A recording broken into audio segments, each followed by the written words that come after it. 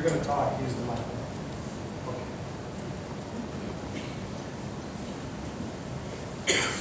Great. It is. Yeah, just hit the button. Whenever you're ready. It should be queued up. All right, we just got back on early Thursday from the Dominican, and we're just gonna tell you some of our stories. Hold the mic up. Right there, that's it. All right, this is our team. We had a really big team this year. We had 18 people go, and it was from 4 different churches. We had a church from Lafayette, one from Illinois and Tennessee, and then ours. That's Richard. He's the missionary that we work with there. He is a really cool guy. Everyone on the island knows him, I swear, because whenever you're going down the street, everyone's waving at him. And he'll help whatever person needs help, and if they need something, he'll find a way to find the finances to help them. This is Liliana. She pretty much runs the street. She cooks and keeps everyone in line, and she's the main one that talks to Richard and helps let the needs be known. This is some of the pictures from our work project. It was me and Jimmy up working on the roof. I had a lot of fun working with him. He's a cool guy. And then some of we didn't have a ladder actually, so we had to have Justice stand on top of Tyler and Anita's brother to put a hook up in the ceiling. So that made interesting. I know Tyler's shoulder was really hurting. And that's the picture of the finished roof in the front of the store that we're working on. And then that's us just opening up the front of the store. This is Yaris and Elizabeth. The past few years, they've been very involved with church. This year, their parents wouldn't let them be involved. And so we don't know what the situation was. But this is a picture of when we were having our lesson inside the church, they were peeking inside. So they're sort of getting around. They're still being able to listen to the stories without being in the church. So I thought that was kind of cool seeing. Me and some of the boys I got close to, there's Benji, Dari, Billy, and Don is his name. He was only there a couple times. I got pretty close to them. And then this is Ruth, Lolly, and Lulu. They're all pretty cool. Lolly was there last year a lot, and her mom saw me in church one night, so she was nice enough to bring her back the next day so I could spend some time with her. Lulu got close to everyone. Everyone just wanted to bring him home. He's a social butterfly down there. And this is a picture of all of us in church. The church there is really long. It's like 2 or 3 hours. And then it's all music, just blasting at the top of it. You have to put cotton in your ears. It hurts so bad. And that's pretty much Too quick. Well, I first want to, this is my first year going, and so I was scared when 2 years ago I went on the CIY trip, and we at the end drew a card, and I was supposed to go last year on a mission trip, and I didn't. This year, I felt like God and Rich was pushing me to go. And we weren't sure about the money situation. We weren't sure if we were going to raise enough money. And so I tried to get these two to talk to me and figure out what we're going to come up with. How are we going to do this? And it had to be God. It had to be God, otherwise we weren't going. And within 2 weeks, we had enough money. And so I'm like, okay, I guess I'm going. And so, the whole way there, I kept the week before we had VBS, and this one verse touched me where it says in Philippians 4:6, don't worry about anything, pray about everything. And so I started doing that. I thought, you know what? This is going to be, God wants me to go, obviously, because we have enough money. And so I kept praying about the trip, and one day I was in the car, and I've heard this song a many times, and this song came into my head saying, I know who goes before me, I know who stands behind. God's angels are around me. And so I felt that throughout the whole trip. I had Mary Leah and Sharon pray for me. They were my prayer partners, and I really felt like God was there. So I wanted to share that part with you. This is Donna. It's spelled Dana, but her name is Donna. And she lived with Liliana, who's in charge of the soup kitchen, and she was very loving, very caring. And I when I first got there, I didn't think that I could fall in love with any of these kids. I thought, 8 days, how can you fall in love with kids 8 days? Anybody in 8 days. I've known you guys for a long time, and so I thought for sure I wasn't going to get close to anybody.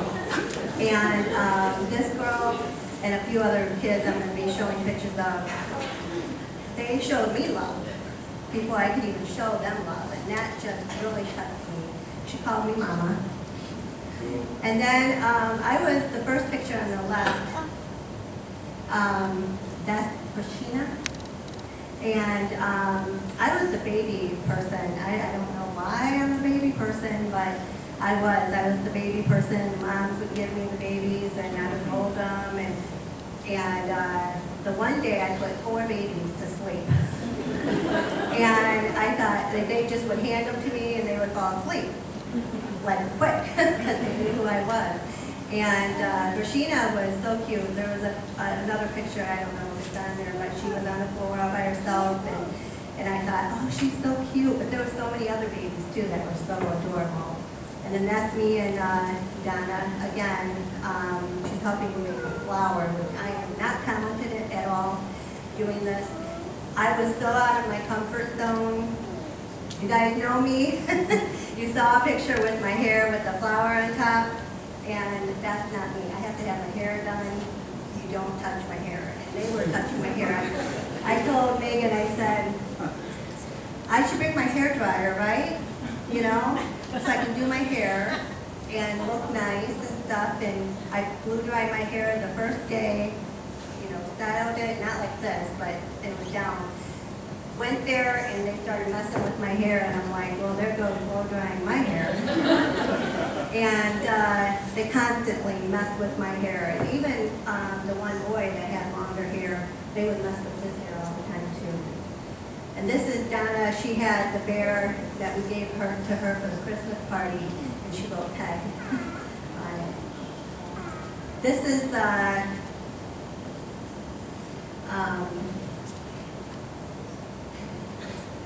didn't tell you to put this one on there. When Rich went down there, he met her, Jessica. And Jessica and Yenzi was the brother. And I don't know if he's on the picture or not. And I wanted to see her because Rich and Mandy and Craig were very close to her, and she's living in a horrible area, but she's being treated good, and she's very loving. She just woke up from a nap there. She went to me with no problem. And me and Richard and Liliana, we went and got food for her so that she would have enough food. She had bug bites all over her. And I couldn't live like that. I don't know how people down there could live down there like that. This is the house that she lives in.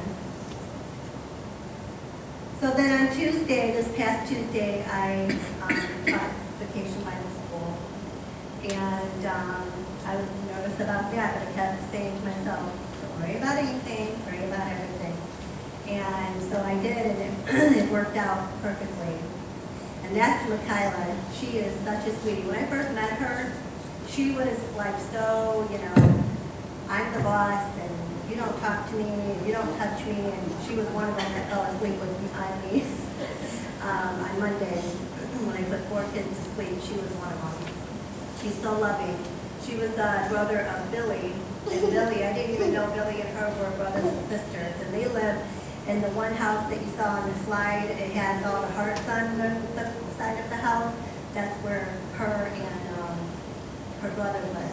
It's such a tiny little room in that building. There's like a total of 5 families that live in that house with the heart. And I walked in there and I'm thinking, no way would I want to share. And if you may, why I wouldn't want to share a bed with my kids. Sorry, kids.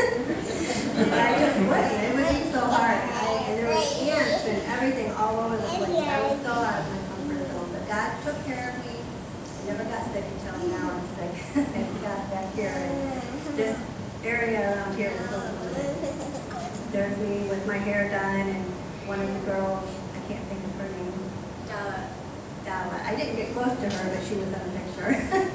And that's Zach with his hair done. He was a goofball. This is my cue. Mike J.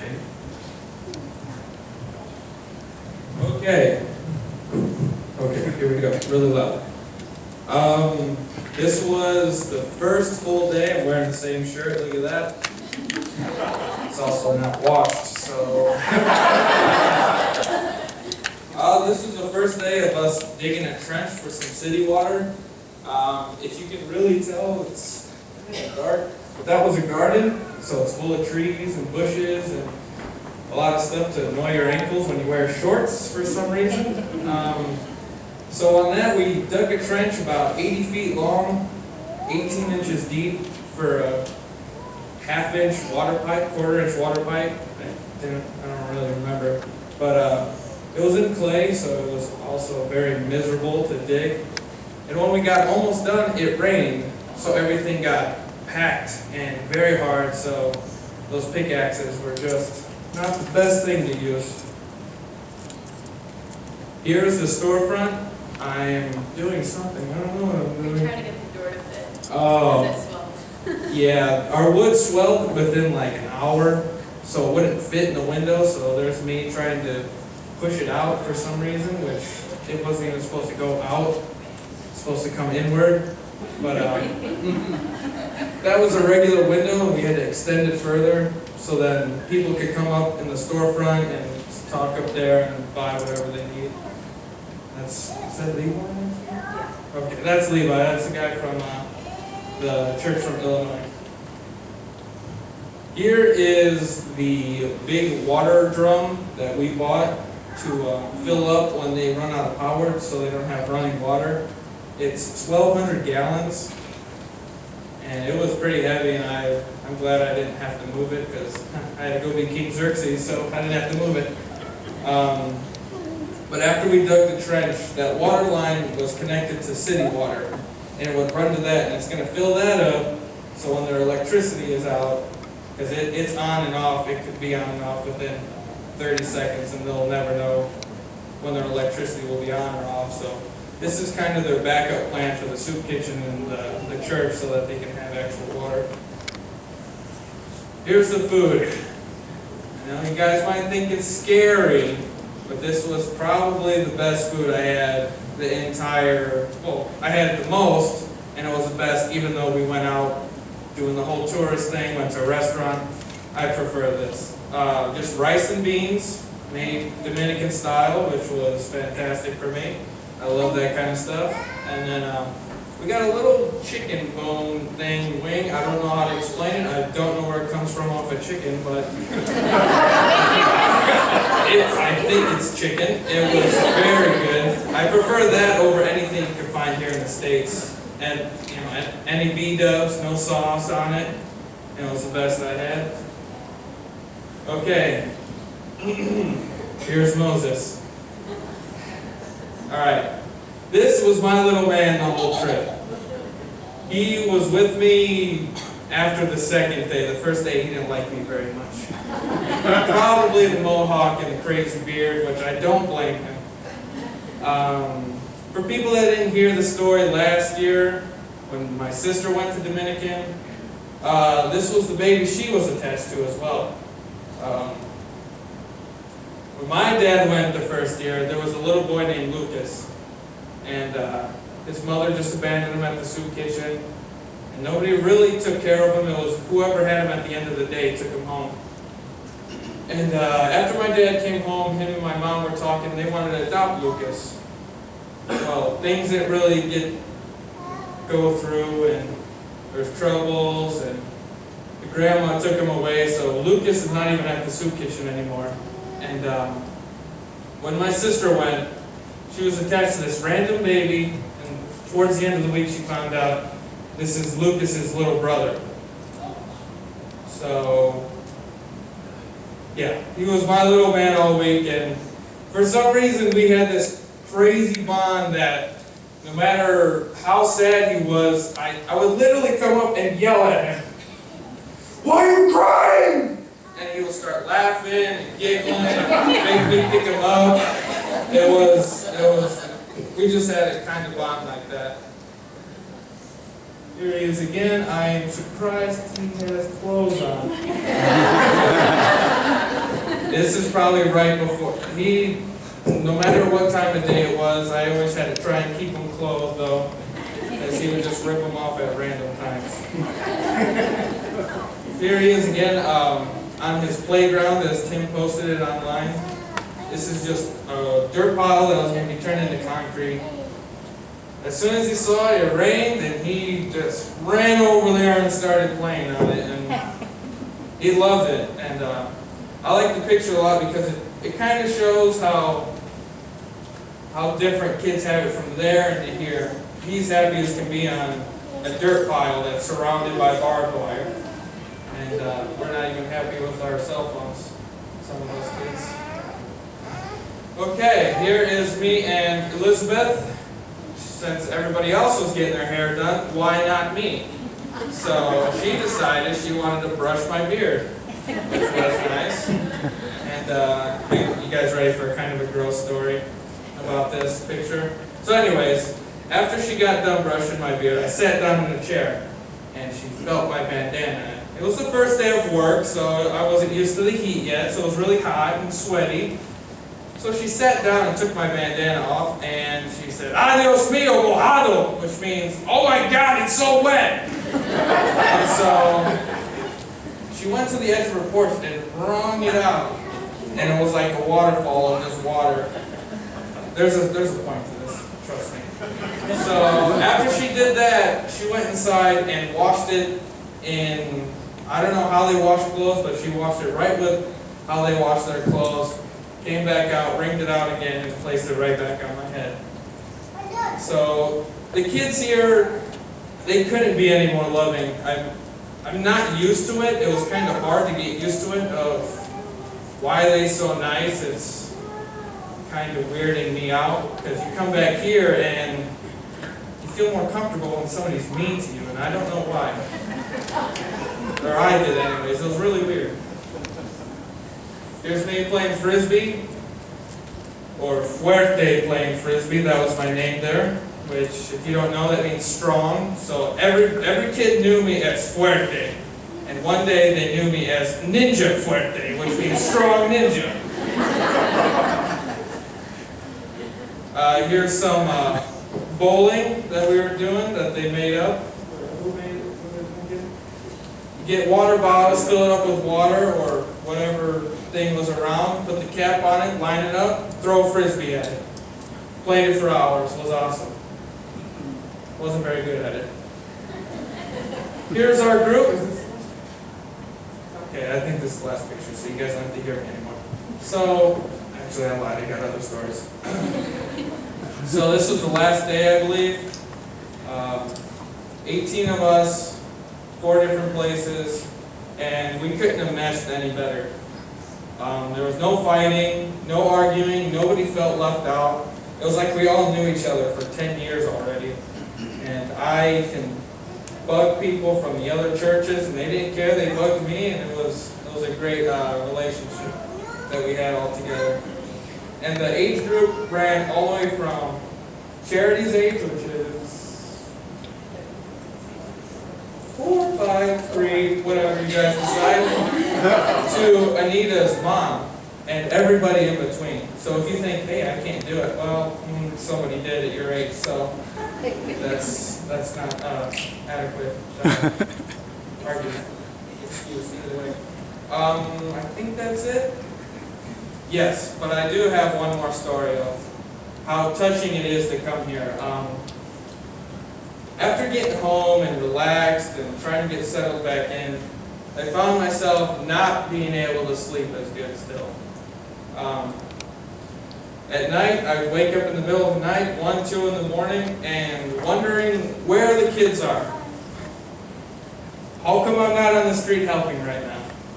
And I'm still having it, I'm still doing it, but I don't think it's a bad thing. It just shows how much love these people have shown me and how much love I've poured out on them and how much love I already have for them, even though Peggy doesn't love us. You can get love in 8 days. She was totally right about it. And, I couldn't have been any happier going, and I want to thank everybody for helping me go because it was an experience of a lifetime. And I plan on going again next year, so thank you all very much.